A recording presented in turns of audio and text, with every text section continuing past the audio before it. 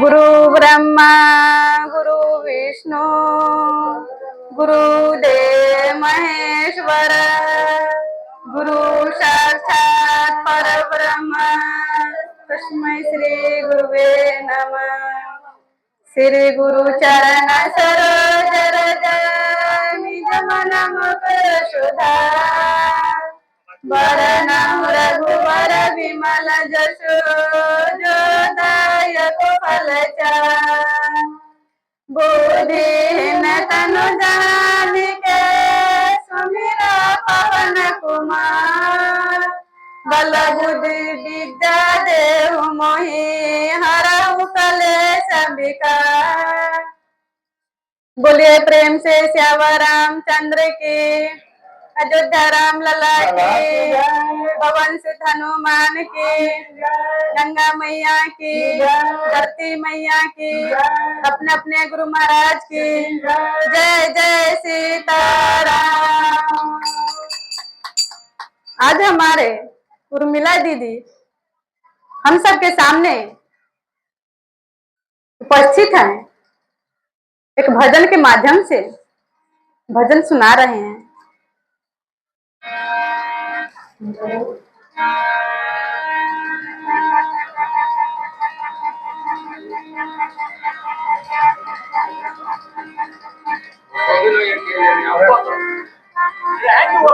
के सेंटर में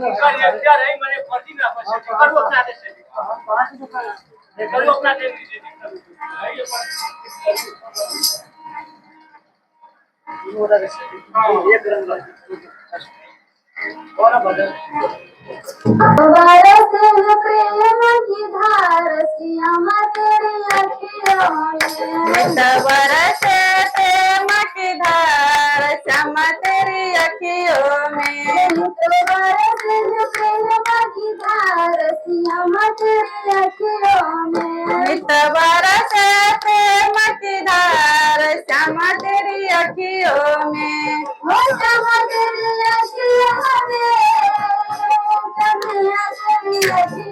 में श्यामा तेरी अखियों में कन्हैया तेरी अखियों में हो गया पार कन्हैया तेरी अखियों में कन्हैया तेरी अखियों में हो बिन काजल ही काले काले नैनाए कजरा हरे बिन बादल ही काले काले नैनाए कजरारे हो बिन काजल ही काले काले नैनाए कजरा हरे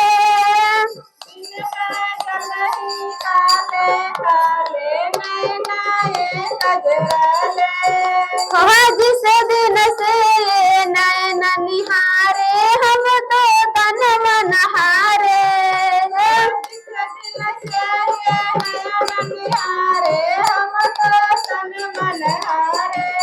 अब देखूं मैं बारंबार कन्हैया तेरी अखियों में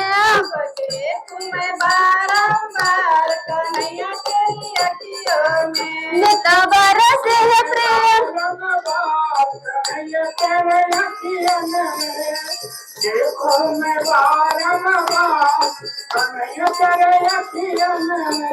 हई नैना से सीखली हमने सासे प्रेम की भाषा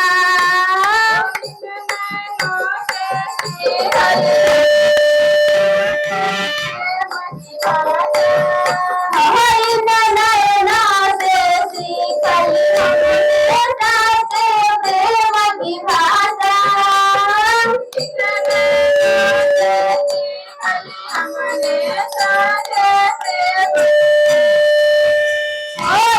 नैना से सिवा नहीं है जीवन में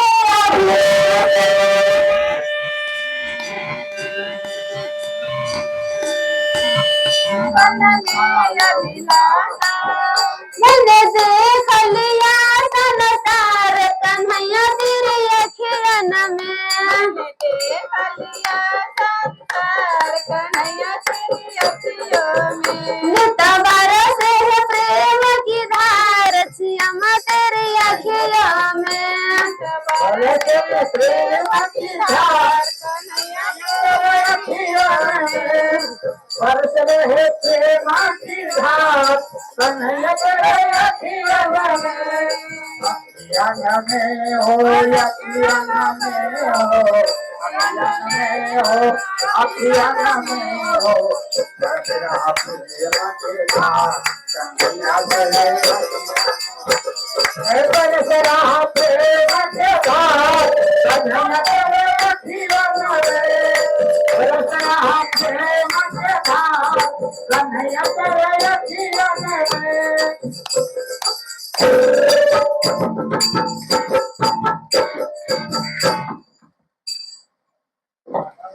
सीताराम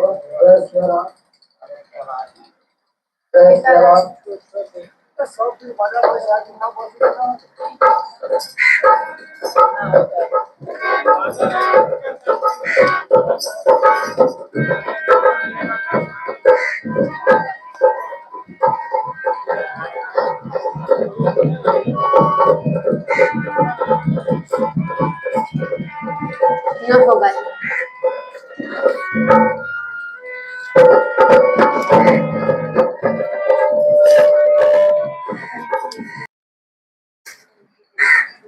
ये कथा है बहुत मनुष्य के यहाँ भ्रम हो रहे हैं। कबीर दास जी कोई कहते हैं भगवान है, कोई कहते हैं वो भक्त हैं। इसमें बहुत का संशय है। तो कबीर जी क्या है? वो भक्त हैं या भगवान हैं या मुस्लिम हैं? आप ये कथा जो है ध्यान से सुनिएगा। कबीर जी का कथा है। जब प्रहलाद जी भगवान का नाम ले रहे थे, सिमरन कर रहे थे, पिताजी उसको बहुत कष्ट दिए, नाना प्रकार के कष्ट दिए, फिर भी कभी नहीं नाम छोड़ी। और एक बार कहा कि तुम्हारे भगवान सर्वत्र हैं। प्रहलाद जी ने कहा हमारे भगवान सर्वत्र हैं, कण कण में हैं। कहा कि इस खंभा में है?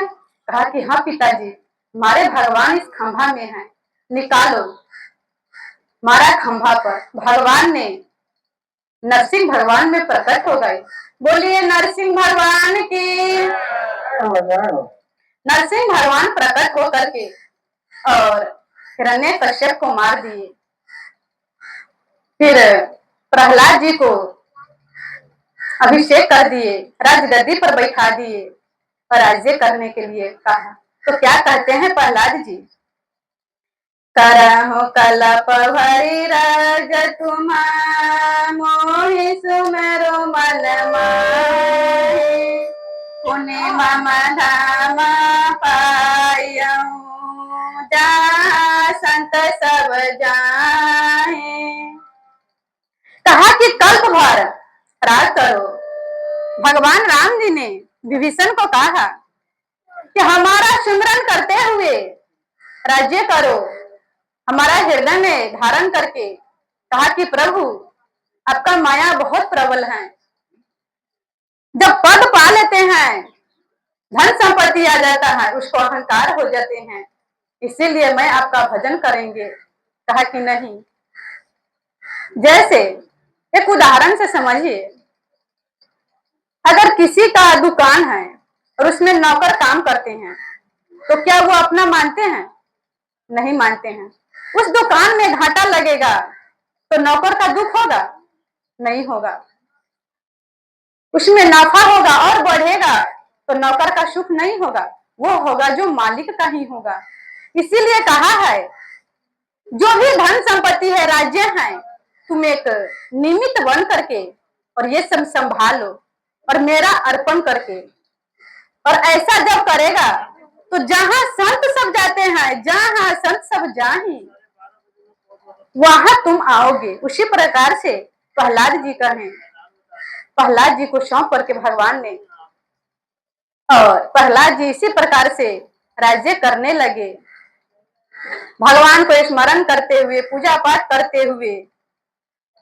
तो एक बार नारद जी प्रहलाद जी से मिलने आए, तो द्वारपाल के कहा कि हमें प्रहलाद से मिलना, ताकि थोड़ा देर रुक जाइए, हम आते हैं महाराज से पूछ करके।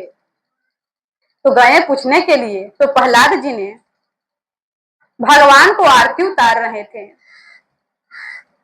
कहा कि महाराज द्वार पर नारद जी आए हैं, कहा कि बस 2 मिनट का और रुकने के लिए, हम अभी आ रहे हैं, भगवान को थोड़ा आरती दिखा करके। द्वारपाल आए और नारद जी को कहा कि अभी आरती दिखा रहे हैं भगवान को, अभी आ रहे हैं महाराज ने। तो नारद जी ने सोचा कि हम तो असमय में आ गए हैं, हमें इस समय नहीं आना चाहिए, और भगवान के पूजा में विघ्न हो गया, हम चले जाते हैं, क्यों कष्ट होगा प्रहलाद जी को। उसी समय चले गए। बोलिए प्रेम से श्यामा रामचंद्र की।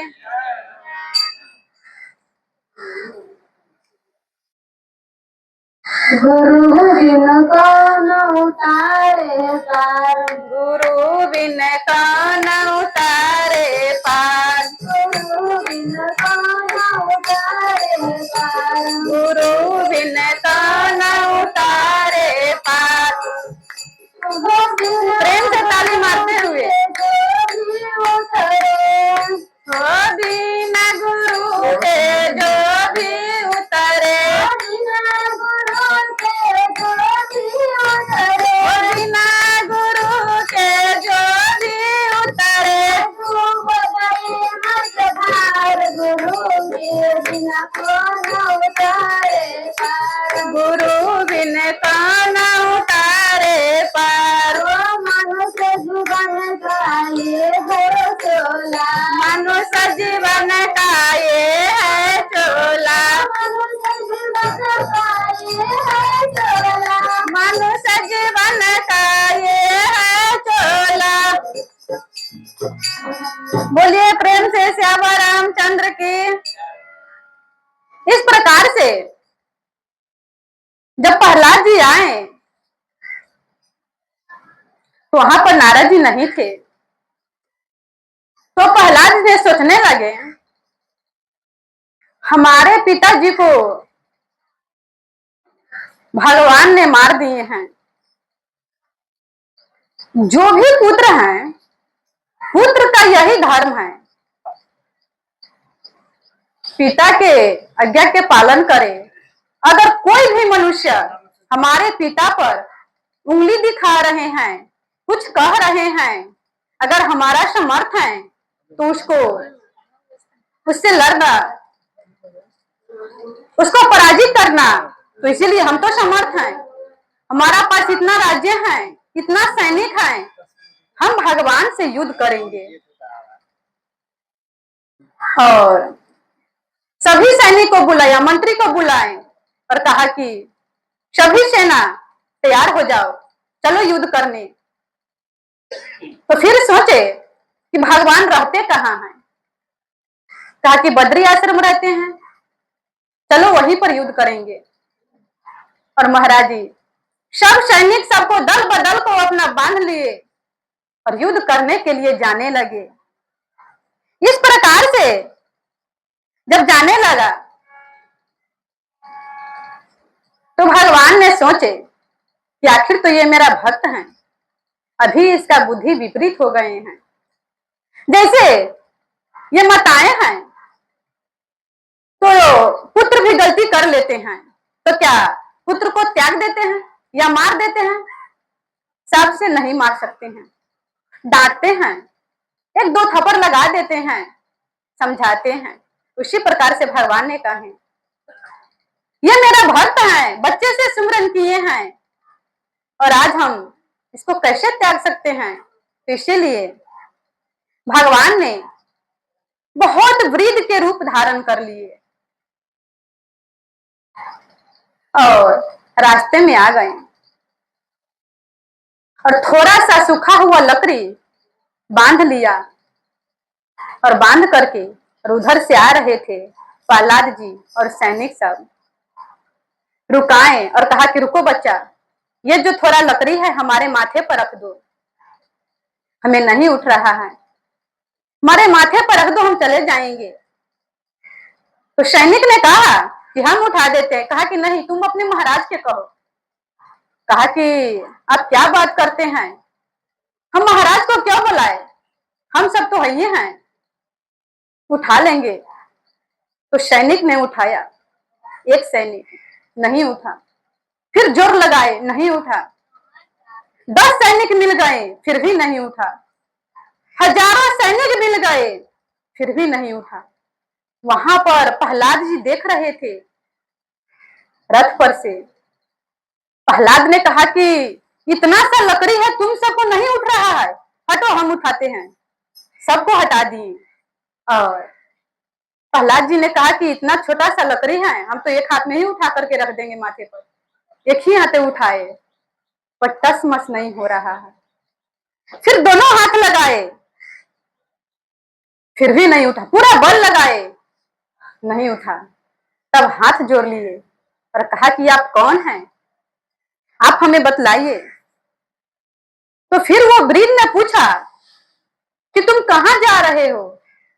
कहा कि हम भगवान से बदला लेने जा रहे हैं, हमारे पिताजी को मार दिए हैं। कहा कि तुम्हारा भगवान तुम्हारे पिताजी को मार दिए हैं। हाँ, हम भी जाते उसे बदला लेंगे, युद्ध करेंगे। कहा कि तुम्हारा नरसिंह भगवान हम ही हैं। और वो विराट रूप दिखला दिए, बोलिए नरसिंह भगवान की। और इस प्रकार से तो ये जो अंधकार मन में बैठ गया था वो खुल गया, अंधकार हट गए। और फिर प्रभु से पूछे, चरणों में गिर गए, रोने लगे, कलपने लगे और पूछा कि प्रभु, हम तो बच्चे से आपका इतना भजन पूजा पाठ किया है, नाम लिए, इतना कष्ट आए फिर भी हम आपको नहीं छोड़े, आज हमारे बुद्धि कैसे विपरीत हो गए, आप हमें बतलाइए। तो इस प्रकार से कहा कि तुम गुरु जी का अपमान किए हैं।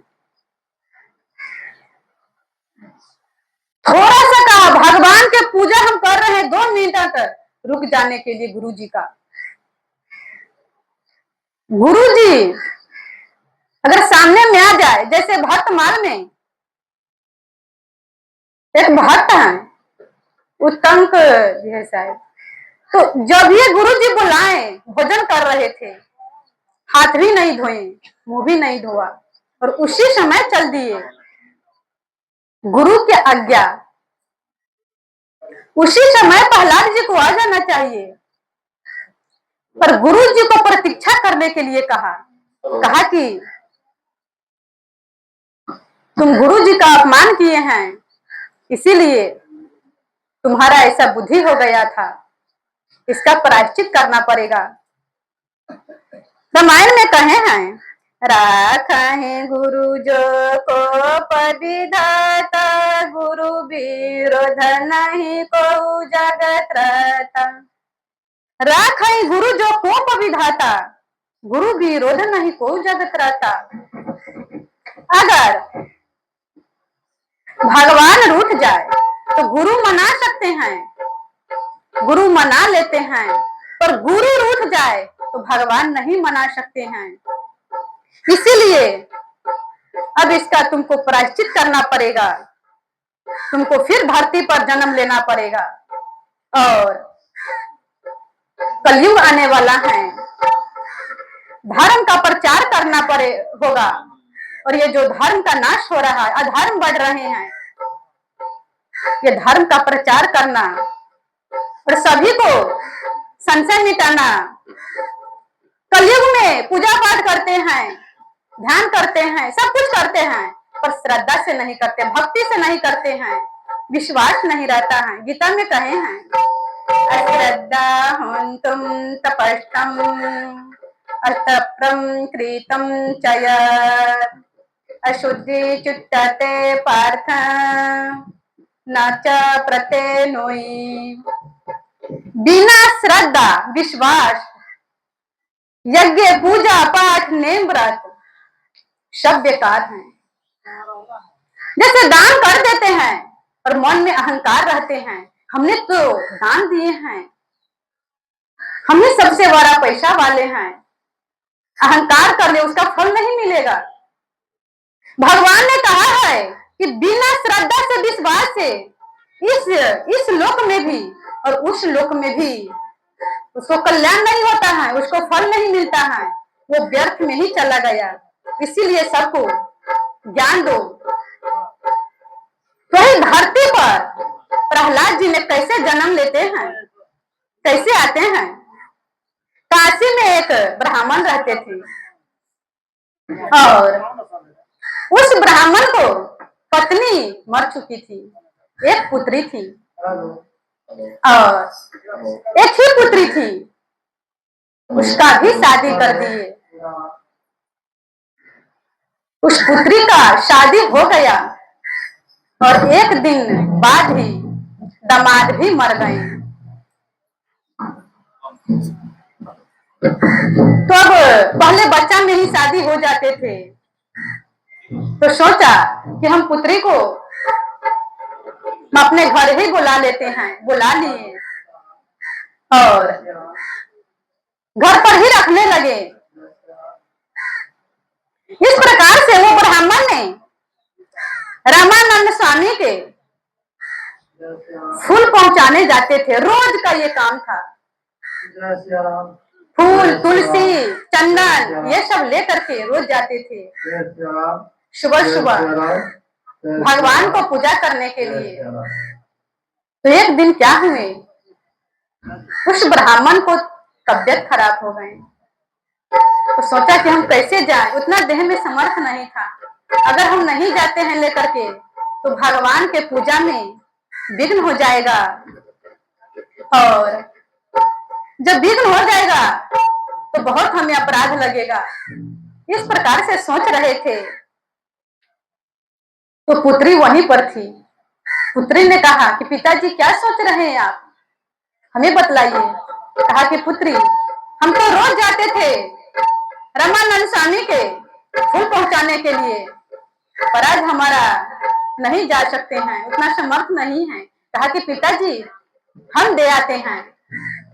कहा कि ठीक है पुत्री दिया। पुत्री ने फूल लेकर के चले गए रामानंद स्वामी के पास और फूल दिए। कहा कि जो ब्राह्मण आपको पत्र पुष्प देने आते थे मैं उसी का पुत्री हूं, और दे करके प्रणाम किए। तो क्या हुआ, रामानंद स्वामी ने पुत्रवती भव आशीर्वाद दे दिए। अब तो सोचने लगा कि स्वामी जी आप क्या आशीर्वाद दे दिए हमें, हम तो विधवा हो गए हैं। स्वामी जी भी सोच में पड़ गए। रामानंद स्वामी ने सोचा कि हमने क्या आशीर्वाद दे दिया, हमारा मुंह से क्या निकल गए, और जो हम आज तक कभी झूठ नहीं बोले हैं और जो हमारा मुख से वाणी निकला है वो सत्य ही हुआ है, और क्या होगा। तो रामानंद स्वामी ने उस ब्राह्मणी को आशीर्वाद दिए कि पुत्री चिंता नहीं करो, इसमें कुछ प्रभु का ही रहस्य छुपा होगा। इसीलिए एक फूल खोइचा में दे दिए। कहा कि ऐसे करो, फूल खोइचा में रख दिए और कहा कि जाओ घर। वो भी सोचते ही जा रहे हैं घर, क्या होगा नहीं होगा। और इस प्रकार से रामानंद स्वामी ने पूजा करके बैठ गए, सोच में पड़ गए कि प्रभु आज हमसे क्या अपराध हो गए हैं, हमने क्या बोल दिए। इस प्रकार से सोच में पड़े हुए थे।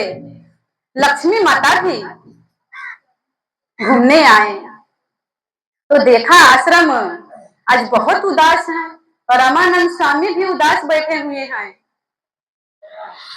तो पूछे आए सामने में और कहा कि आप क्यों इतना उदास हैं? कहा कि माता हम क्या बतलाएं, हमसे आज बहुत बड़ा अपराध हो गए हैं। ये जो ब्राह्मणी है ये विधवा है और हम आशीर्वाद दे दिए पुत्रवती भव। तो लक्ष्मी जी ने क्या कहा? बहुत खुशी की बात है, हम भी सोच में पड़े हुए थे, आप भी सोच में पड़े हुए थे, दोनों का सोच समाप्त हो गया। हमारा जो पुत्र है प्रहलाद, वो भी गलती कर ली है, उसका प्रायश्चित करना है, धरती पर आना चाहते हैं, पर वो माँ को खोज रहे हैं। हम किस माँ के कोख में जाए, किस माँ के उदर में आए? यहाँ पर कहे हैं भक्त, जो बड़े बड़े भक्त होते हैं वहां पहुंचने वाले होते हैं, किसी प्रकार से थोड़ा अपराध हो जाते हैं तो सब माँ के गोद में नहीं आते हैं। जो नेम व्रत से और भजन पूजा पाठ चलता है उसी के उदर में आते हैं। आज भी कह रहे हैं बहुत ऐसा महापुरुष हैं इस धरती पर आने के लिए ढूंढ रहे हैं कि किस माँ के उदर में जाए, पर वैसा आज माँ नहीं मिल रहे हैं। इस प्रकार से लक्ष्मी जी ने कहा है कि आप भी चिंता छोड़ दीजिए और हमारा भी काम बन गया, आपका भी काम बन गया। प्रहलाद जी किसी ब्राह्मणी के गोद में भोग से जन्म लेगी और वो जो फूल थे खोइचा में रखे हुए थे, जब जा रहे थे तो धीरे धीरे भारी होने लगा। तो कहा कि ये तो फूल है छोटा सा, कैसे भारी हो रहे हैं? तो फिर उस फूल को देखें तो जब ऐसे करके देखे तो उसमें छोटा सा बालक, अब तो ये बहुत लाज में पड़ गए और कहा कि हम क्या करें, हमें एक पिता है और हम हैं, हम कैसे गांव में निकलेंगे, संसार क्या कहेगा, लोग सब क्या कहेंगे। बहुत सोचने लगे। ये तो संतों के वाणी थे, कभी नहीं व्यर्थ जाते हैं। इस प्रकार से वो ब्राह्मणी ने गई और एक सरोवर के पास कमल के पुष्प पर उसको रख दी। जैसे महाभारत में कुंती माता ने कर्ण जब जन्म लिए तो वो भी लाज में पड़ गए। ये दुर्वासा ऋषि ने आशीर्वाद दिए थे, जो बहुत सेवा किए, प्रसन्न होकर के कहा कि पुत्री तुम जिस देवता के आवाहन करोगी वो देवता तुम्हारे सामने प्रकट हो जाएंगी। इस प्रकार से तो जब जल चढ़ाने गई सुबह सुबह तो सूर्य भगवान को देखे तो कहा कि क्या ये मंत्र सही है, और वो मंत्र बोल दिए, सूर्य भगवान आ गए तो वही कर्ण प्रकट हुए। ये भी लाज में पड़ गई और कुंती माता ने कर्ण को एक पेटारी में रख दिए और एक नदी में दहला दिए। उसी प्रकार से लाज के भय से आज ये ब्राह्मणी उस सरोवर में रख दिए और चले गए, किसी को नहीं जनाए, किसी को नहीं कहे और चुपचाप चले गए, अपने पिताजी को भी नहीं कहे। इस प्रकार से जब वो जाने लगी तो उधर से नीमा नाम के जुलाहा आ रहे थे, उसका भी पुत्र नहीं थी। वो भी सोच रहे थे कि प्रभु हमारे सामने हमें पुत्र नहीं है। वो भी भगवान से विनती करते थे, फिर अपने पति को भी कहते थे कि दूसरा शादी कर लीजिए, ये वंश रुक जाएंगे, इसीलिए वंश को चलाने के लिए एक पुत्र होना चाहिए। तो दोनों ने देखा एक सुंदर बालक किलकारी मार रहे हैं, खेल रहे हैं, और ये देख करके बहुत खुश हो गए। और कहा कि भगवान ने हमारे लिए ही भेजे हैं इस पुत्र को, और इस प्रकार से गोद में ले लिए और दोनों बहुत खुश हो गए, आनंद से झूम उठे। चारों तरफ देखे कोई नहीं थे, उस बालक को घर ले आए और इस प्रकार से उस बालक को पालन पोषण करने लगे, बड़ा हो गए।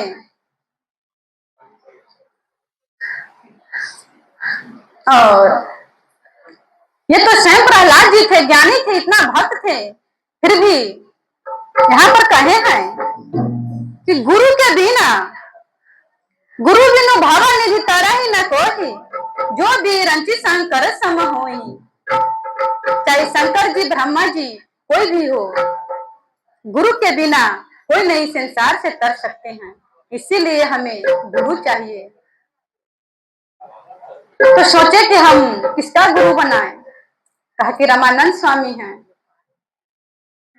उसी को गुरु बनाएंगे। तो गए और कहा कि मैं आपका शिष्य बनना चाहता हूं। ये तो जुलाहा थे, सभी डांटे, स्वामी जी भी डांटे, तू जुलाहा है, तू शिष्य नहीं बनेगा, भजन नहीं करेगा, जाओ। सभी शिष्य सब डांटे उस समय, और दुखी होकर के चले आए। कहा कि हम क्या करें, क्या हमारे जीवन में गुरु नहीं आएंगे? तो फिर मन में क्या विचार किए, रामानंद स्वामी रोज 3 बजे गंगा जी में स्नान करने जाते थे। तो सोचा, स्वामी जी तो रोज जाते हैं गंगा स्नान, और हम भी उस समय सुबह जाएंगे। और घाट होता है, उस पर कबीर जी सो गए 3 बजे ही, जब आने वाले थे उससे पहले सो गए। रामानंद स्वामी तो अपने मस्ती में आ रहे थे, भगवान के गुणगान करते हुए, नाम लेते हुए। क्या पता कि आज कबीर जी सोए होंगे। और जब ये पैर रखे तो दिखाई दिया कि एक बालक है। तो कहा कि उठो बेटा, क्यों यहाँ पर सोया हुआ है, राम राम करो, जाओ। इस प्रकार से कह दिया। अब तो कबीर जी बहुत खुश हो गए, बहुत आनंद में झूम उठे। घर आए, सुबह हुआ। तो यहाँ पर कहे हैं ये स्नान कितने प्रकार के होते हैं, जो स्नान है वो कितने प्रकार के होते हैं? 4 प्रकार के स्नान बताए हैं। एक ब्रह्म स्नान है, वो 2 बजे बताए हैं। 2 बजे का स्नान ब्रह्म स्नान है। और ऋषि स्नान 2:30 बजे से 3:30 बजे तक, उसका ऋषि स्नान कहे हैं। और मनुष्य स्नान 3:30 से लेकर के और सूर्य उदय से पहले, उगने से पहले जो स्नान कर लिए वही मनुष्य हैं। और राक्षस स्नान सूर्योदय के बाद है। तो इसे आज से आप लोग सोचिए कि हम कितने बजे स्नान कर रहे हैं। अगर सूर्योदय के बाद कर रहे हैं तो मनुष्य नहीं है, वो मनुष्य होते हुए ही राक्षस हैं। रावण तो दिखने में, कंस दिखने में मनुष्य ही लग रहे थे, पर उसको राक्षस में गिनती किए हैं। उसी प्रकार से राक्षस को कोई सीम नहीं होते हैं, मनुष्य में ही राक्षस हैं जो सूर्योदय के बाद स्नान कर रहे हैं। इस प्रकार से कबीर जी ने सुबह हुआ और भर कपार तिलक कर लिए,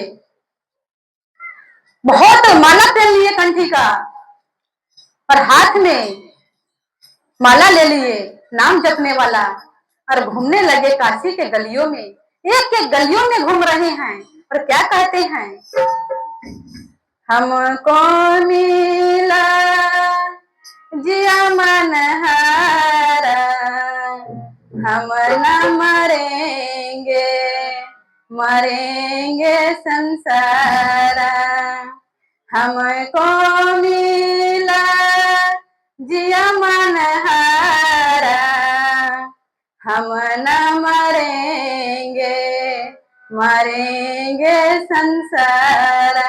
हम नहीं मरेंगे, अब मरेंगे संसारा।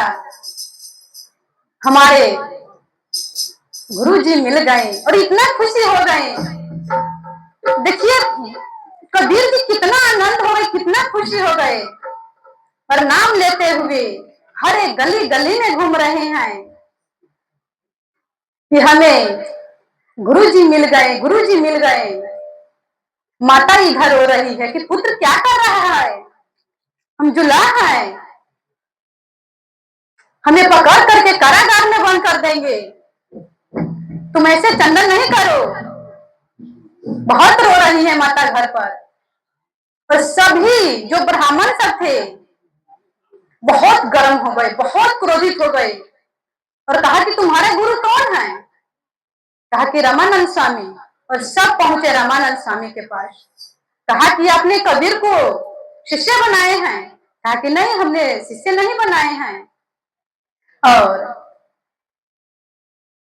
हम शिष्य नहीं बनाए हैं। कहा कि वो तो गली गली में घूम करके कह रहे हैं हमने शिष्य, हमारा गुरु रामानंद स्वामी है। तो कहा कि लाओ बुला करके। और ऐसा था कुरीति उस समय का, जब कबीर जी वहां पर पहुंचे तो रामानंद स्वामी ने कहा कि हम जुलाहा के दर्शन नहीं करेंगे, नहीं मुख देखेंगे। एक पर्दा लगा दिए और कबीर जी इस तरफ हो गए और कहा कि हम इस तरफ है, कहो बोलने के लिए। कहा कि किस समय तुम कौन गुरु बनाए? बहुत डांट करके, बहुत क्रोध करके। कहा कि गुरुजी आप हमें ये बतलाइए, आज ही आपने हमें शिष्य बनाए हैं, आज आपने मंत्र दिए हैं, और आज सुबह ही इसका साक्षी स्वयं गंगा जी हैं।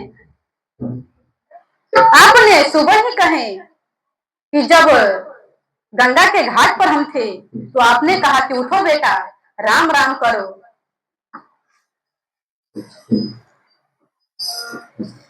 बोलिए प्रेम से श्यामा रामचंद्र की।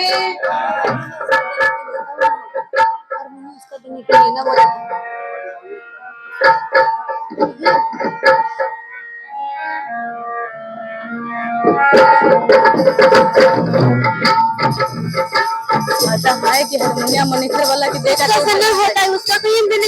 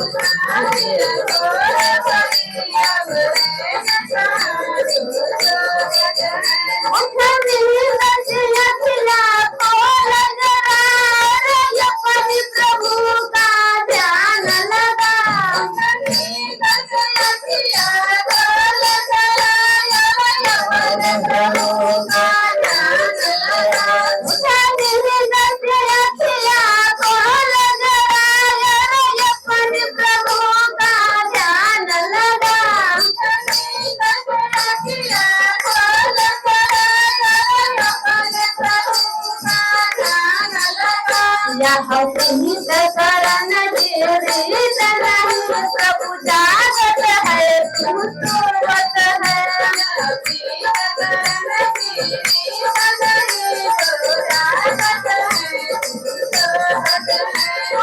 जहाँ गम तहाँ फिर भोर भइल, बरैन तहाँ जो सोवत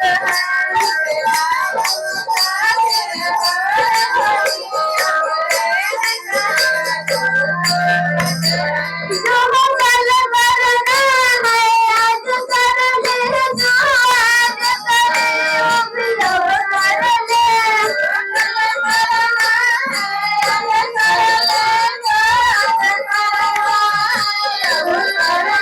जो कल करना है आज कर ले, जो आज करे वो भी अब कर ले।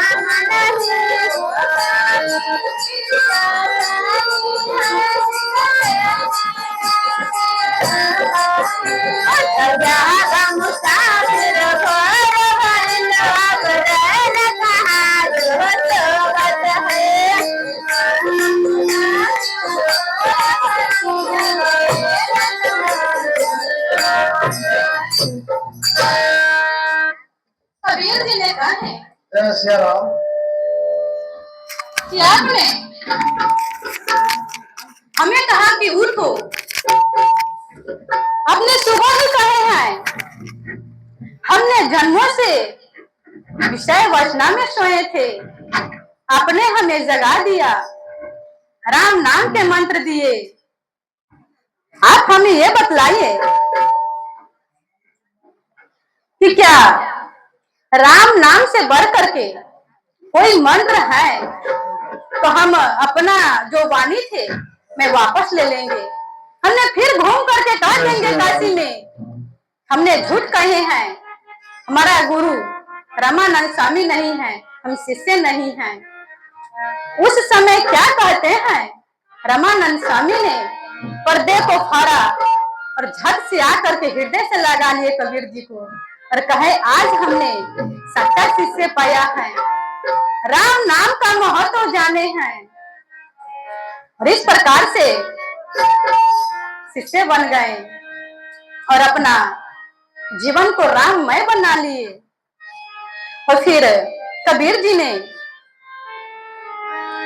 जी को शादी हुई, पत्नी का नाम है लोई और एक पुत्र और एक पुत्री है। पुत्री का नाम है कमाली, पुत्र का नाम है कमाल। इस प्रकार से बहुत परिश्रम से घर चल रहे हैं। कहेगा क्या परिश्रम से चल रहे हैं, भक्त इकट्ठा नहीं करते हैं, कपड़ा बुन करके और अपने घर को चलाते थे।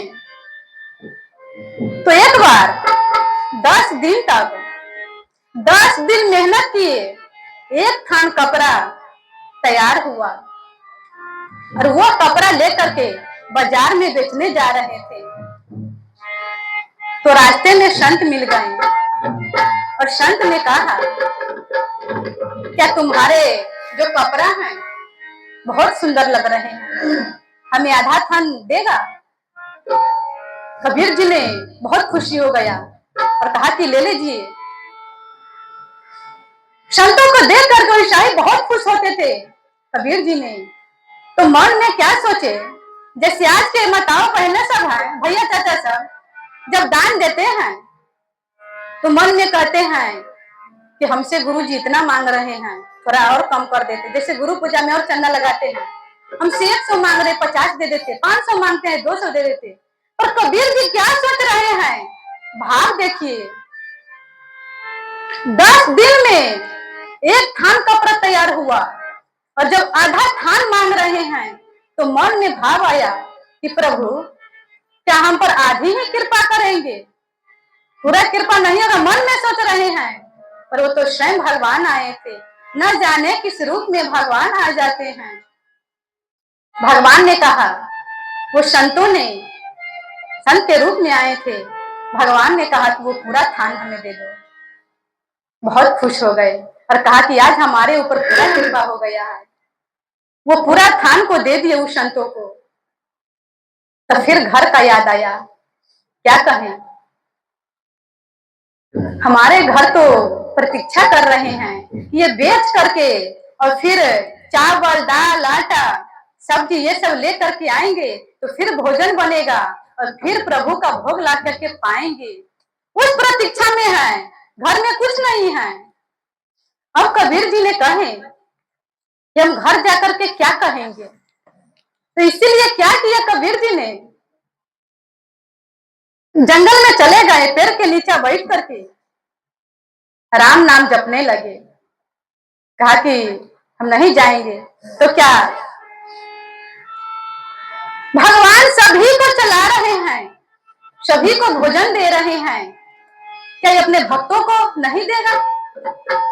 जैसे बहुत बड़ा सेठ है, कोई बहुत बड़ा सेठ है और बहुत मनुष्य को पैसा देते हैं, भोजन देते हैं, गरीब सबके, पर क्या वो अपने पुत्र को नहीं देगा?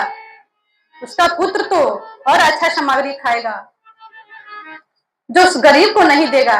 उसी प्रकार से संतान सभी हैं, पर जैसे पुत्र में 2 पुत्र होते हैं, एक पुत्र अच्छा होते हैं जो पिता की आज्ञा के पालन करते हैं और एक कुपुत्र होते हैं। तो उसी प्रकार से जो संसारी मनुष्य हैं प्रभु के आज्ञाकारी नहीं हैं, और जो भक्त हैं तो क्या अपने भक्तों को नहीं देगा? प्रभु ने उसी समय एक बंजारे का रूप धारण किया और केशव बंजारा नाम रखे और कहे कि हमारा भक्तों का परिवार दुखी है। और इस प्रकार से बहुत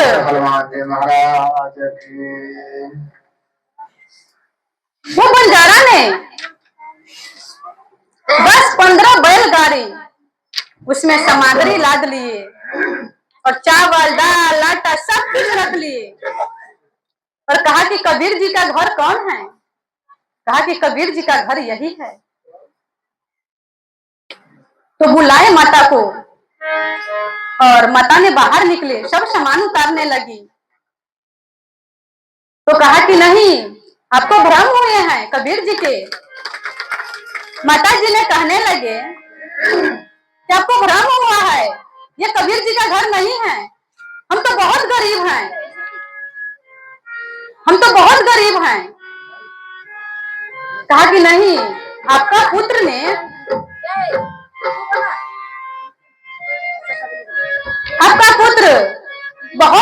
से अब की बार इतना आपका पुत्र इतना अच्छा से कपड़ा तैयार किए हैं, इतना अच्छा से बेचे हैं, वो दे दिए और उसी से हम ये सामग्री सब लाए हैं। कबीर जी ने भेजा है, कहा कि ये नहीं हो सकता है। 3 दिन के बाद कबीर जी के होश आए, कहा कि अब थोड़ा देखना भी चाहिए घर में क्या हाल है। तो फिर कबीर जी घर आए तो घर में क्या देखे, इतना सामान सब लदा हुआ है, पूरा भरा हुआ है। देख करके आश्चर्य रह गए। पुत्र पूछते हैं माँ से, माँ पूछते हैं पुत्र से, पुत्र तूने अब की बार कैसा कपड़ा बुना है। एक केशव नाम के बंजारे आए थे और कहा कि तुम्हारे पुत्र ने भेजा है। कबीर जी के आंखों में आंसू आ गए और रोने लगे। हमारे प्रभु ने कितना कृपालु है, कितना दयालु है। और ला करके कहा कि माँ अब ये सब नहीं रखना है, कुछ भी नहीं रखने हैं। सभी को बांटने लगे, सभी को भंडारा करा दिए। काशी में जितना थे सभी ब्राह्मणों को दान दे दिए। इस प्रकार से शाम होते होते एक भी अन्न घर में नहीं रखे, पूरा को बांट दिए। तो फिर काशी के संत आए और कहा कि क्या सबसे जो पहले हैं पाने योग्य हम हैं, दान लेने का योग्य हम हैं, और तू सबको बांट दिया है, हमको नहीं दिया है, हमें भी दो दान। तो कबीर जी कहां से दे, अब तो घर में कुछ नहीं है। तो कबीर जी ने कहा कि हम न इसको दिए हैं न उसको दिए हैं, जो आए हैं मैं उसी को दिया है। कहा कि नहीं, किसी प्रकार से तुमको देना होगा, नहीं तो हम तुम्हारे द्वार पर ही बैठेंगे, नहीं जाएंगे। तो कबीर जी ने फिर मन में सोचा, कहा कि प्रभु आपने ये सामान सबको लाए हैं और फिर जो झगड़ा है ये उत्पन्न हो रहे हैं, आप ही समझिए। और कबीर जी ने पीछे के केवाड़ से चुपे चापे फिर निकल गए और वृक्ष के नीचे जंगल में जाकर के नाम जपने लगे। भगवान ने कहा कि फिर जपने लगे तो कौन नाम जपने लगे? गुरुदेव मेरा यब गुण भरा शरीर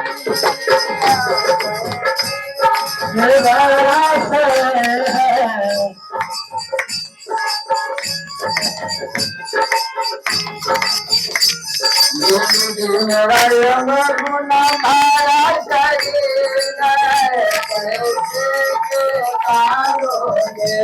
गुरुदेव मेरा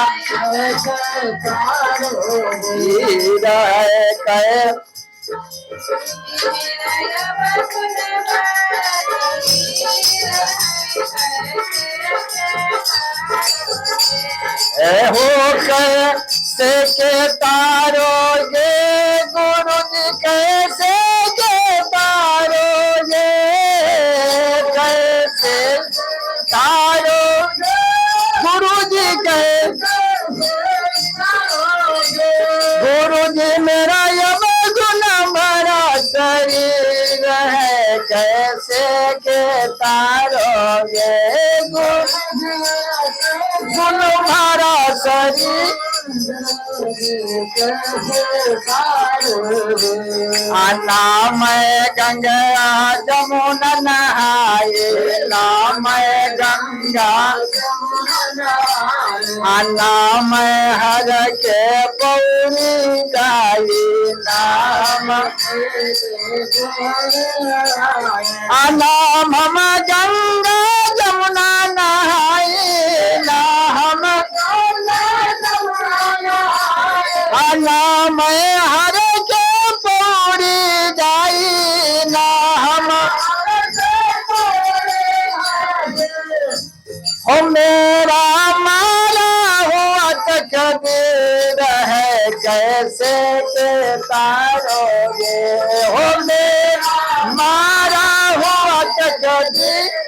है कैसे हे गुरु जी मेरा अब गुण भरा शरीर है कैसे के तारोगे गुरु जी कैसे के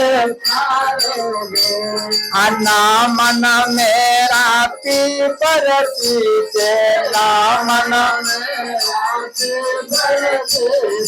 मोह ममता में सब दिन बीते मोह नामन मेरा पीपर सीते नामन मोहम्मदा में सब दिन बीते मोह गुरु जी मैं ना दिया तुलसी मेरा कैसे के तारोगे गुरु मेरा ना दिया तुलसी मेरा कैसे गुरु जी मेरा जब गुना भरा शरीर है कैसे के तारोगे गुरु जी भरा शरीर कैसे नामन मेरा तीर्थ जाए नामन मंदिर ना काहू के शीशा झुकाए नागा नामन मंदिर तीर्थ जाए नामन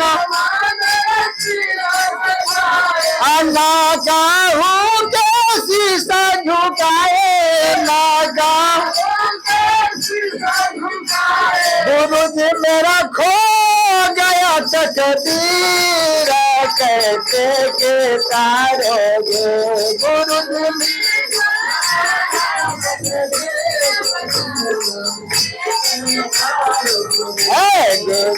मेरा भरा शरीर है कैसे के तारोगे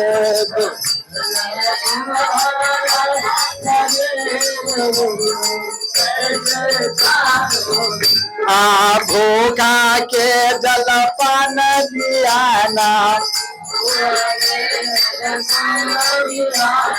निराधन के कभी दान दियाना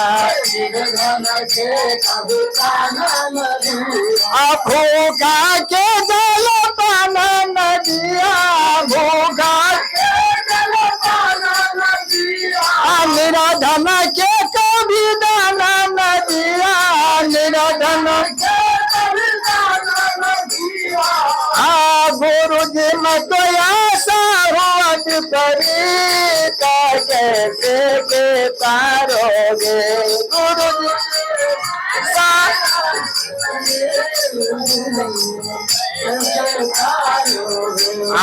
कैसे तारोगे गुरु जी मेरा कैसे तारोगे कैसे कैसे गुरु जी मेरा अब गुण भरा शरीर है कैसे के तारोगे गुरु जी मेरा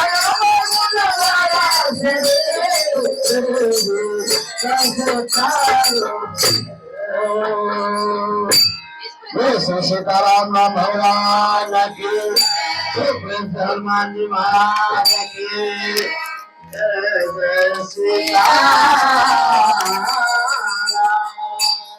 कबीर जी ने नाम जपने लगे और भगवान ने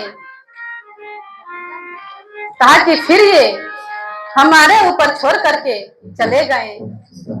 भगवान अपने सभी सेना शहीद कौन आए?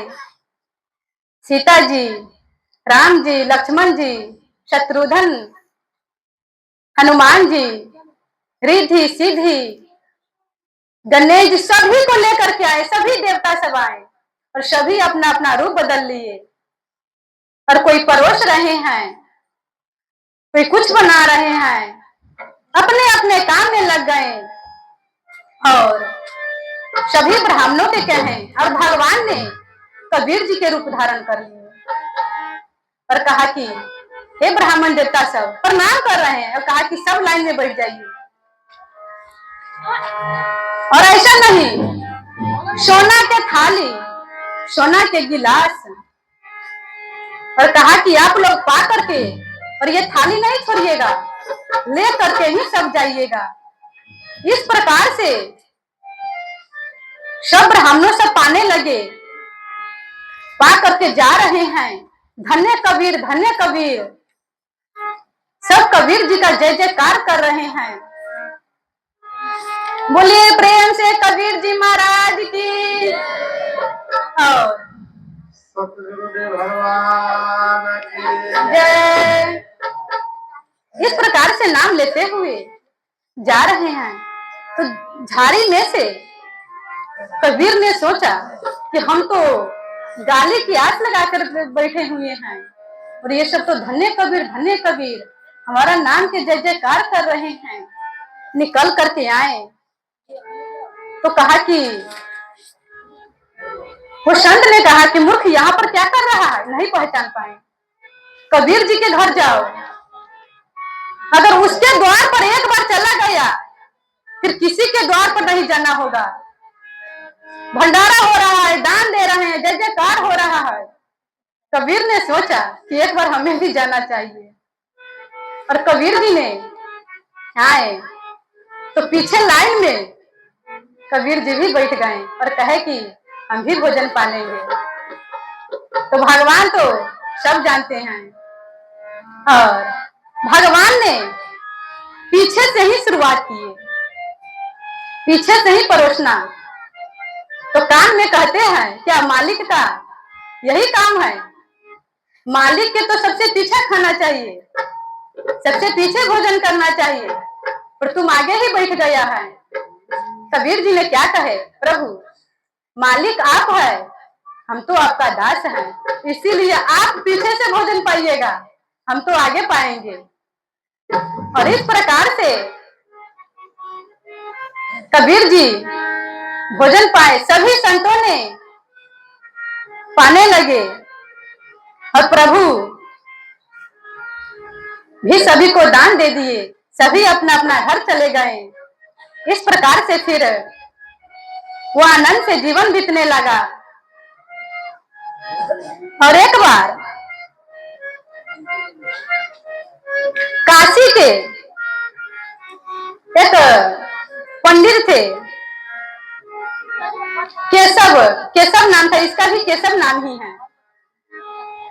बहुत बड़े ज्ञानी थे और सभी जगह से, सभी स्थान से जितना भी ज्ञानी थे, ब्राह्मण थे, सभी को शास्त्रार्थ कर रहे थे और सभी पंडित सबको हरा करके और उसको हरा देते थे और उसका जो पोथी सब थे, गीता रामायण भागवत, उसको ले लेते थे। तू हार गया है तो इसका योग्य नहीं है। इस प्रकार से 7 बैलगाड़ी रख लिए। और कबीर जी यहाँ पढ़े नहीं हैं, मसी कागज छुयो नहीं, कलम गही नहीं हाथ। और काशी में आए वो ज्ञानी, तो सभी काशी के सोचने लगे ये जो ज्ञानी हैं सभी से शास्त्रार्थ करते हुए आ रहे हैं, सभी से जीत गए हैं। अगर हम सब, काशी के ब्राह्मणों का बहुत बड़ा नाम है, शब्द प्रचार है सभी स्थानों में, अगर यहाँ के जब हार जाएंगे तो क्या नाम रह जाएंगे। इस प्रकार से कल आने वाले थे केशव ने, तो रात्रि में सभी ब्राह्मण भगवान से प्रार्थना करने लगे और भगवान से प्रार्थना करने लगे। कहा कि प्रभु यह आपका स्थान है, इसीलिए आज हम सबको रामचंद्र की शंकर भगवान को शंकर भगवान जटा में गंगा टपके ओ डमरू वाले जटा में गंगा जटा में गंगा टपके ओ डमरू वाले जटा में गंगा ओ डमरू वाले जी ओ डमरू वाले ओ डमरू वो डमरू वाले हो वो डमरू वाले वो डमरू वाले छबिए जरा के वो डमरू वाले छबिए जरा जाता में गंगा टपके वो डमरू वाले जाता में गंगा कानों में कुंडल के शोभा निराली जी कानों में करते हैं बाबा तुम बैल के सवारी जी करते हैं बाबा तुम कानों में कुंडल के शोभा निराली जी कानों में करते हैं बाबा तुम बल के सवारी जी करते तुम बाबा नच में भांग टप गए वो डमरू वाले नच में भांग जटा में गंगा टप के वो डमरू वाले जटा में गंगा हाथों में त्रिशूल के शोभा लगते तीर भी हाथों में त्रिशूल के शोभा डम डम डमरू वाले लाग रहे वीर भी डम डमरू हाथों में त्रिशूल के शोभा लगते तीर भी हाथों में त्रिशूल के डम डम डमरू वाले लाग रहे वीर जी डमरू गौरा के संग मचे के वो डमरू वाले जाता में भांग टप के वो डमरू वाले जाता में अंग में भभूत शोभे ओरे मिर्गा छाल दी अंग में नंदी के सवारी शोभे रूप है विकराल दी नंदी के सब रंग में भभूत शोभे ओढ़े मिर्गा छाल दी रंग में भभूत शोभे ओढ़े नंदी के सवारी शोभे रूप है विशाल दी नंदी के भुजंग रंग लगे के वो डमरू वाले भुजंग जाता में गंगा टप के वो डमरू वाले महिमा या पार कोई पाया नहीं पार भी महिमा हमको दर्शन देते कहते बाबा बार बार हमको दर्शन देते कहते बाबा महिमा अपार कोई पाया नहीं पार जी महिमा हमको दर्शन दे दो कहता बारंबार जी हमको दर्शन भक्तों के मन यत के वो डमरू वाले भक्तों के मन वो डमरू वाले हो डमरू वाले वो डमरू हो डमरू वाले है हो डमरू वाले हो डमरू जटम गंगे के वो डमरू वाले जटम गंगे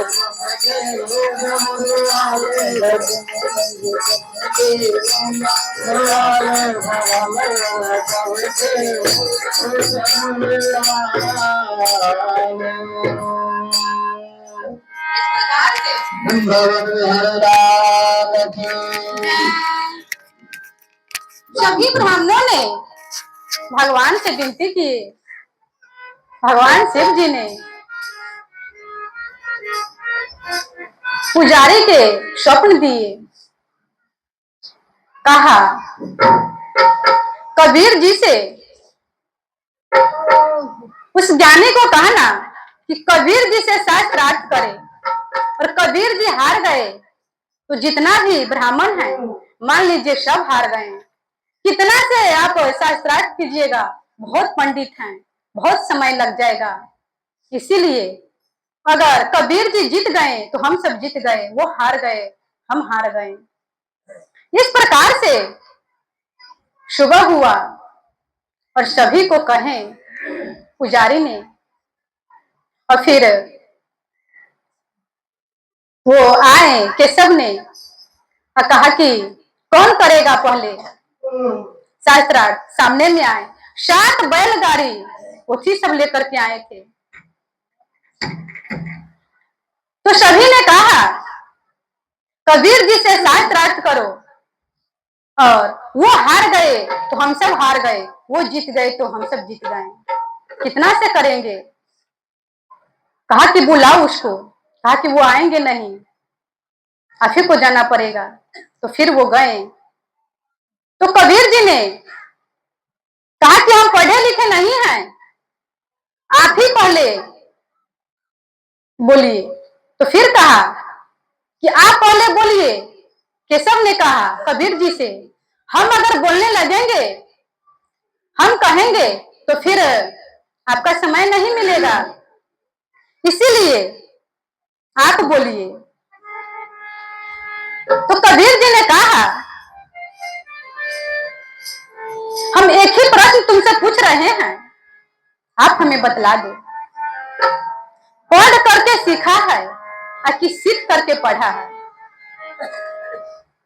7 बैलगाड़ी पोथी लाए थे सभी को हरा करके, पर इस प्रश्न में उलझ गए।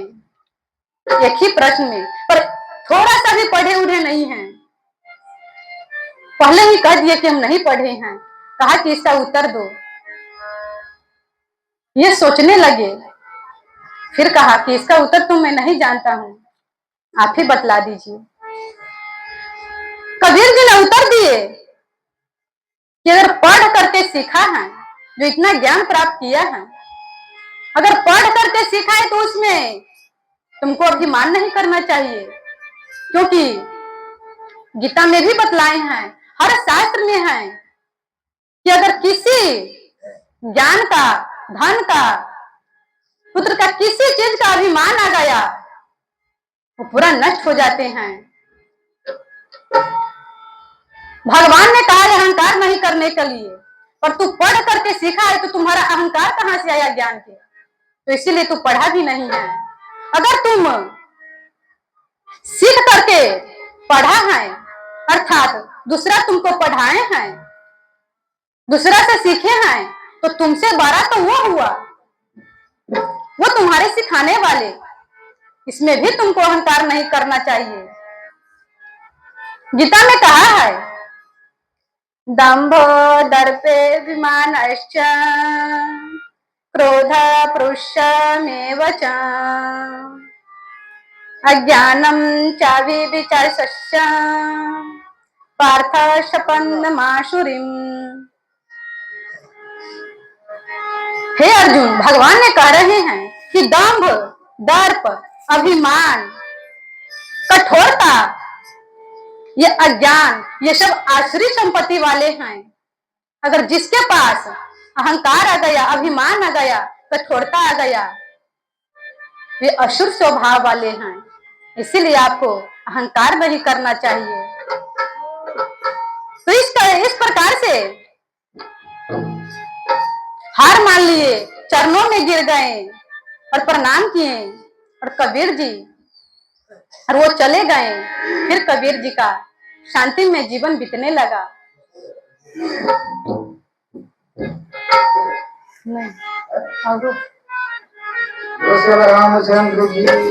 महेश्वर गुरु साक्षात् परब्रह्म तस्मै श्री गुरुवे नमः। श्री गुरु चरण सरोज निज मन मुकुर सुधार, वरदं रघुवर विमल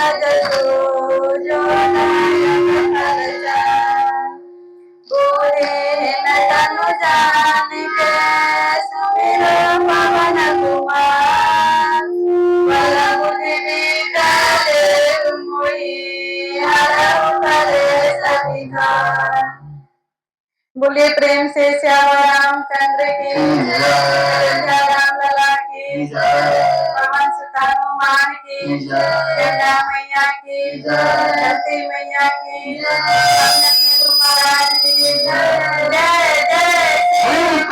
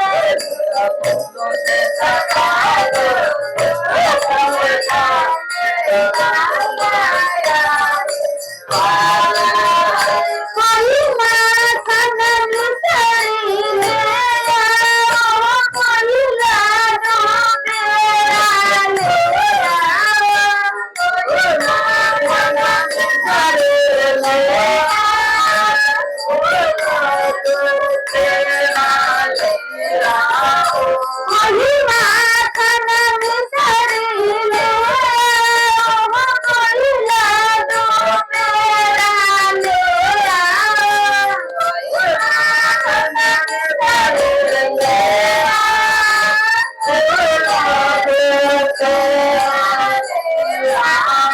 वही भोग लगा दो लाला मेरा लाला नाचने वाला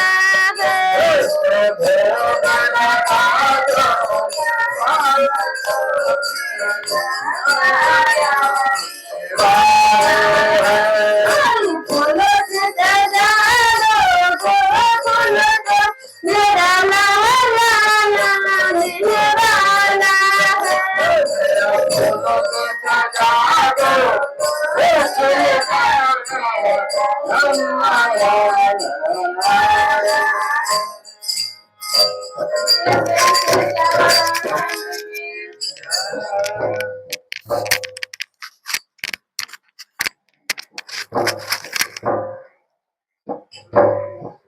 उस मंगलवार को कबीर जी के कथा हुए थे और उसमें थोड़ा सा बाकी है।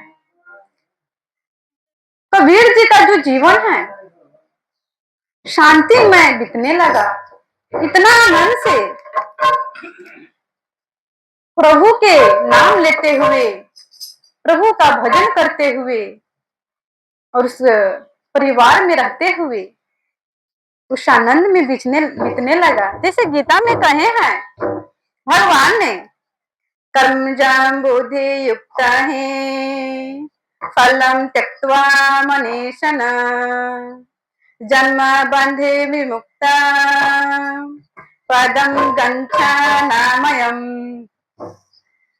कोई भी मनुष्य है अगर जो भी कर्म कर रहे हैं उसमें फल की इच्छा नहीं है, फल के त्याग कर दिया है, हमें सिर्फ कर्म करना है, प्रभु फल दे या नहीं दे उसमें, और गृहित कर्मों से दूरी रहते हैं, उसमें आसक्ति नहीं रहते हैं, ममता नहीं रहता है, और जो संग्रह का त्याग है उसी के जीवन में शांति आते हैं, उसी का जो जीवन है आनंद में बीतता है। तो इसीलिए कबीर जी ने इन सबका त्याग दिए थे, इसीलिए उसका जो जीवन है शांति में बीत रहे थे। तो यहाँ पर जो भक्त माल है आप उसमें देख लीजिए, चाहे गृहस्थ संत है या बैरागी है, कोई भी अपने जीवन में धन का संग्रह नहीं किए हैं, इसीलिए उसका जो जीवन है शांति में बीता है। और आजकल क्या हो रहे हैं, जो धन है संग्रह करने में लगे हुए हैं और कहते हैं कि कितना इकट्ठा हो जाए और हमारा बढ़ जाए, बढ़ता ही चले जाए, इसीलिए उसका जो जीवन है आनंद से नहीं रहते हैं। और कबीर जी ने भगवान को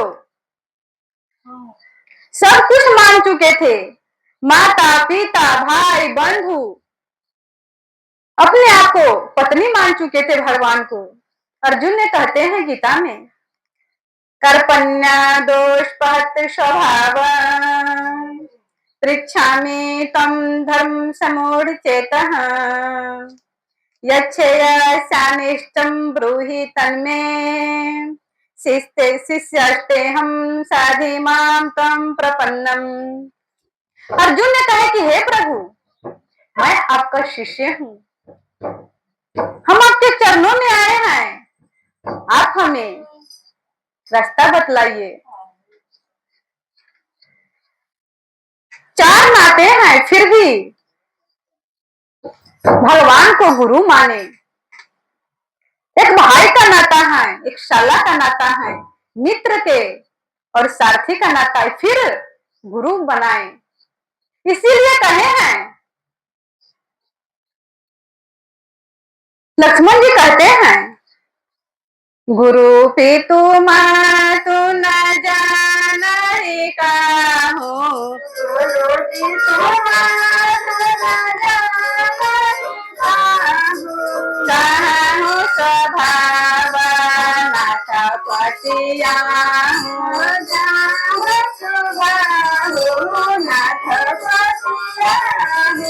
मोरे सवाई एक तुम स्वामी मोरे सवाई तुम स्वामी दीना बंधु रयांतर जानी दीना बंधु भगवान को कहे हैं कि आप ही मेरे सब कुछ हैं, आपके सिवा मेरा कोई नहीं है। तो एक भजन से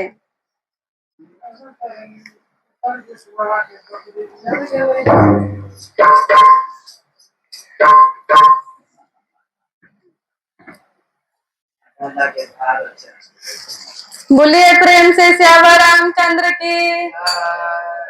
राम नाम सुखदाई भजन करो भाई जीवन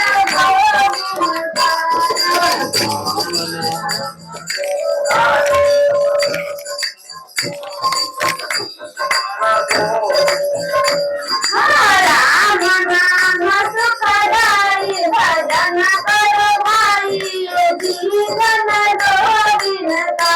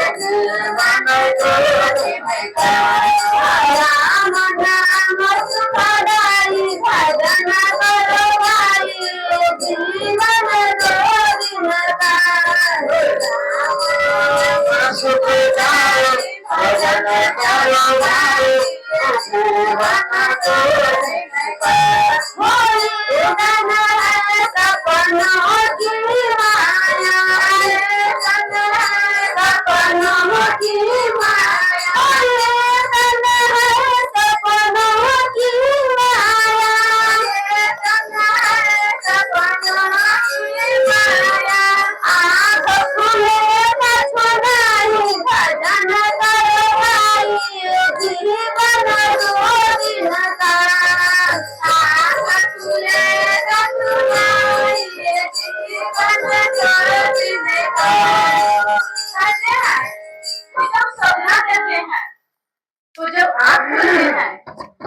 नहीं रहते हैं।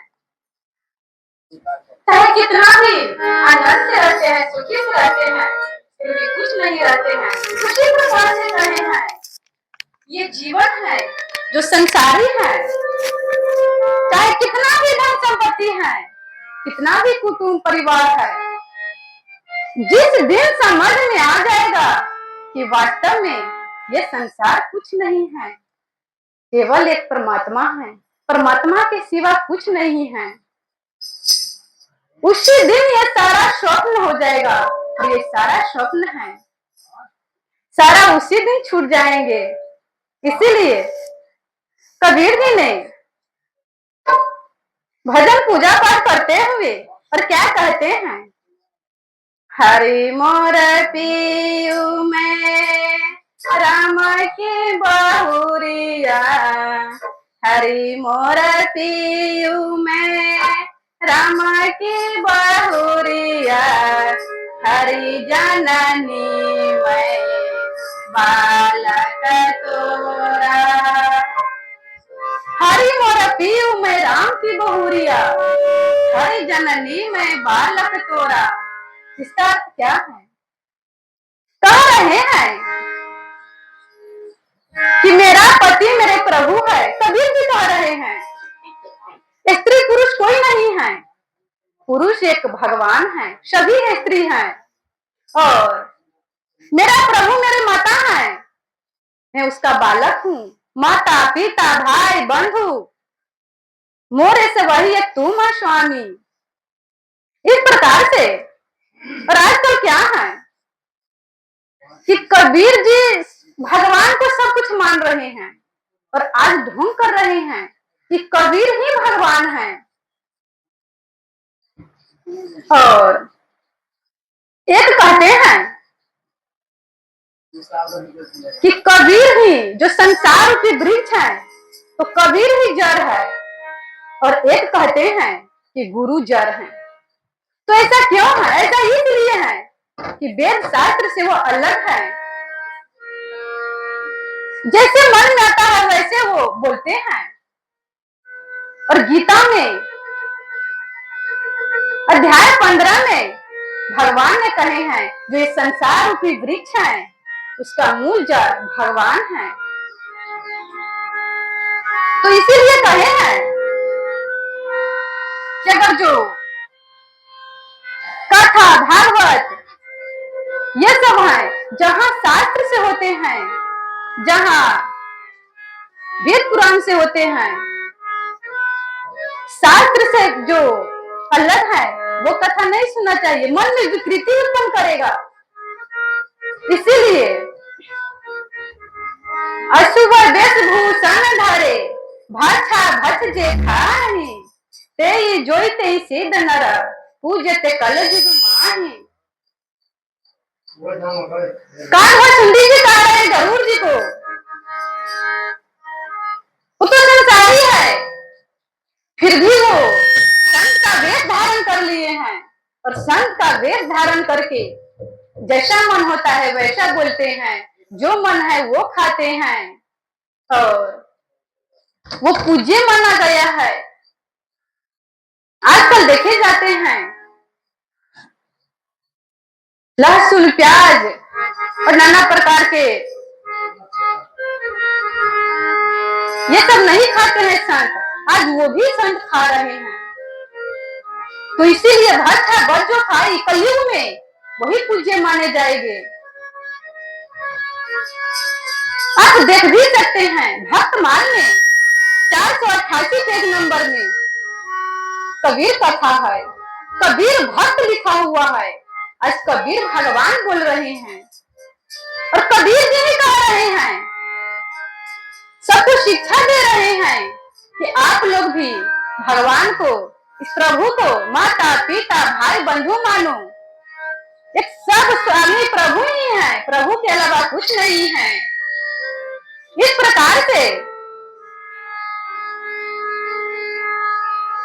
कबीर जी ने बुढ़ापे में जब वृद्ध हो गए तो काशी से मगहर चले गए और मगहर में शरीर छोड़े।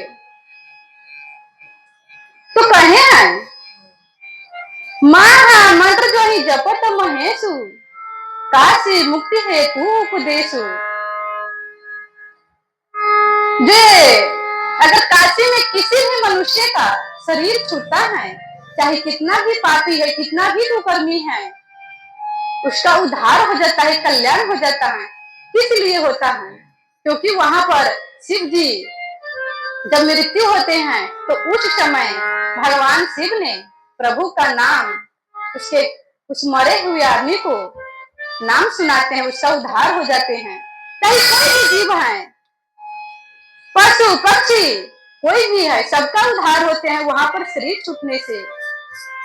तो कबीर जी ने सोचे कि अगर हम काशी में शरीर छोड़ेंगे तो काशी का नाम रह जाएगा। तो मगहर चले गए और मगहर में कहते हैं कि जो भी मरते हैं उसका उद्धार नहीं होता है। तो कहा कि हम दिखाएंगे। तो क्या दिखाना चाहे कबीर जी ने? कहना चाहते हैं कि अगर जिसको प्रभु पर विश्वास है, अपना भक्ति है, तो कहीं भी शरीर छोड़ेगा उसका कल्याण होना निश्चित है। एक उदाहरण से समझिए, जिससे बहुत मनुष्य कहते हैं कि अगर हम सुनते हैं घर से खा करके निकलो तो सभी पूछेगा, घर से नहीं खा करके निकलो तो कोई नहीं पूछेगा। अगर संग में पैसा है तो कहीं भी आप जा सकते हैं, संग में पैसा नहीं है तो आप नहीं कहीं जा सकते हैं। दूसरा क्या था, कितना कीजिएगा? तो अपना बल, जो अपना भजन का, पूजा पाठ, नेम व्रत, इन सबका अपना बल है, तो कहीं भी शरीर छोड़ेगा तो उसका कल्याण होना निश्चित है। एक भजन तो सुनिए।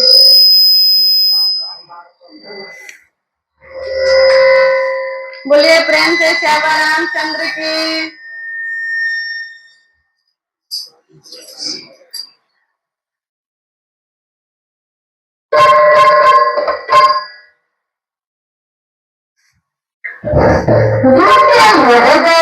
राम नाम बंद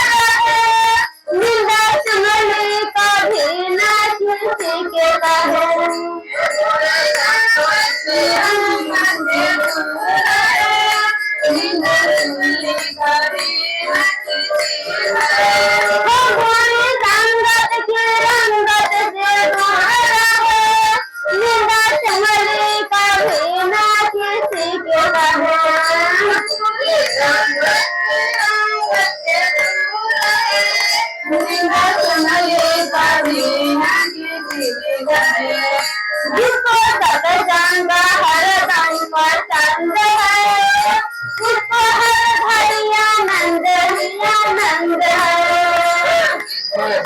हृदय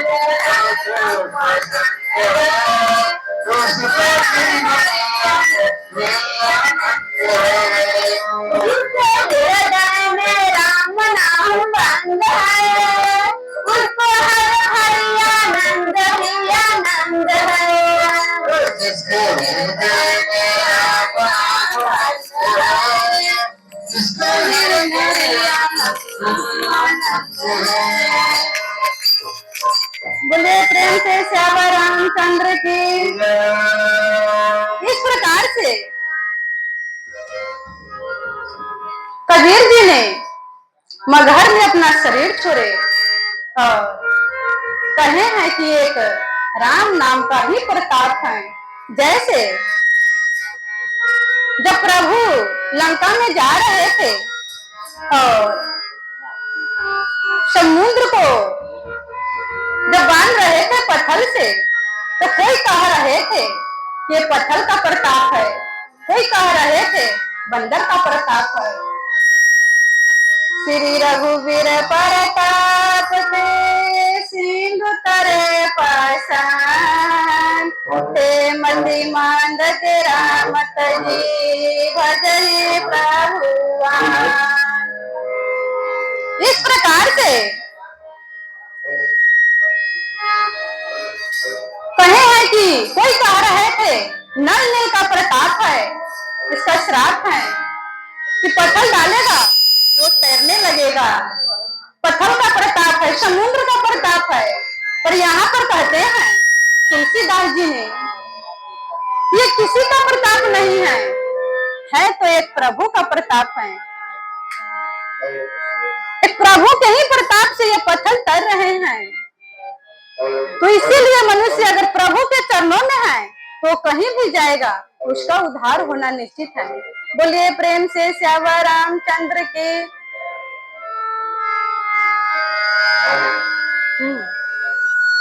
संजीव